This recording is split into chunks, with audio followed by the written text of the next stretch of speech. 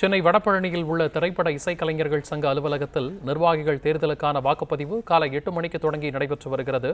இதுகுறித்த கூடுதல் தகவல்களோடு செய்தியாளர் ஜானகிராமன் இணைப்பில் இருக்கிறார். ஜானகிராமன், விவரம் என்ன?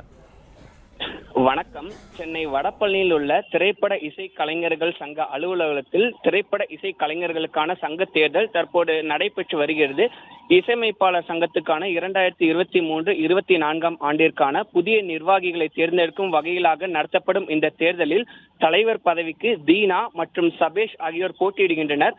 திரைப்பட இசை கலைஞர்கள் சங்கத்தின் தேர்தல் கடந்த ஆண்டு, அதாவது 2023 ஆண்டு செப்டம்பர் 24 நடைபெறுவதாக இருந்த நிலையில் அசோசியேட் உறுப்பினர்களுக்கு வாக்களிக்க உரிமை இல்லை என்பது உள்ளிட்ட சில காரணங்களால் சென்னை உயர்நீதிமன்றத்தில் இது தொடர்பாக வழக்கு தொடரப்பட்டு அப்போது தற்காலிகமாக அந்த தேர்தல் நிறுத்தப்பட்டிருந்தது.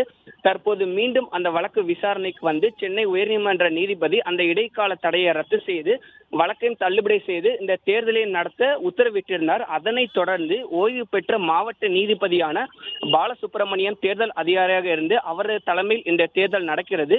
அதன்படி காலை 8 மணிக்கு துவங்கிய இந்த தேர்தலாண்டு மாலை 5 மணி வரை நடக்கிறது. இந்த தேர்தலில் 1025 பேர், அதாவது இசையமைப்பாளர் சங்கத்திற்கு உட்பட்ட 1025 பேர் இந்த தேர்தலில் வாக்களிக்க தகுதியானவர்களாக தேர்ந்தெடுக்கப்பட்டனர். தற்போது இந்த தலைவர் பதவிக்காக தீனா, சபேஷன் உள்ளிட்டோரும், பொதுச் செயலாளர் பதவிக்காக ஜோனா பக்தகுமார், முரளிராஜ் ஆகியோரும் போட்டியிடுகின்றனர்.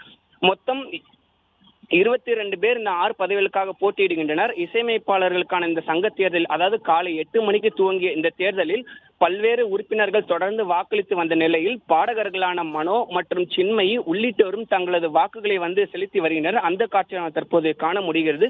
மேலும் தற்போது தொடர்ந்து இந்த தேர்தல் நடைபெற்று வருவதால் முன்னணி இசையமைப்பாளர்களான இளையராஜா, கங்கை அமரன், ஹாரிஸ் ஜெயராஜ், AR ரகுமான், தேவா, GV பிரகாஷ், விஜய் ஆண்டனி உள்ளிட்ட பலரும் தற்போது இன்னும் இந்த தேர்தலில் வந்து தங்களது வாக்குகளை செலுத்த இருக்கின்றனராக எதிர்பார்க்கப்படுகிறது. தற்போது இந்த காலை 11 மணி நிலவரப்படி 120க்கும் மேற்பட்ட வாக்குகள் பதிவாகி இருப்பதாகவும் தகவல் தெரிவிக்கின்றது.